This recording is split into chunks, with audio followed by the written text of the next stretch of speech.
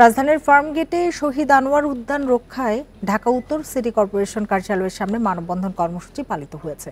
উদ্যান রক্ষা আন্দোলনের ব্যানারে ঘণ্টাব্যাপী মানববন্ধনে বক্তারা জানান, মেট্রো রেলের কারণে উদ্যান দখল করা হয়েছিল, কিন্তু 1 বছরের বেশি সময় আগে মেট্রো রেল চালু হলেও দখলমুক্ত হয়নি ফার্মগেটের এই উদ্যান। উল্টো সেখানে শপিং মল তৈরির পায়তারা চলছে বলে অভিযোগ করেন বিক্ষুব্ধরা। মানববন্ধনের শেষ দিকে আন্দোলনকারীদের সাথে কথা বলেন ঢাকা উত্তরের মেয়র আতিকুল ইসলাম। তিনি বলেন, প্রধানমন্ত্রীর নির্দেশনা থাকায় ফার্মগেটের উদ্যানে কোনো মার্কেট নির্মাণ করা হবে না।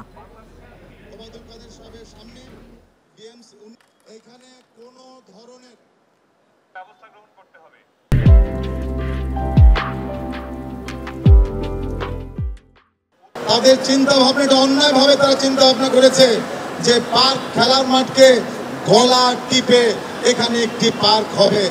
গলা টিপে পার্ক কেউ নিতে পারবে না, আমি সেই ঘোষণা দিতে চাই। গলা টিপে আনোয়ারা পার্ক নিতে পারবে না। আনোয়ারা পার্কই থাকবে।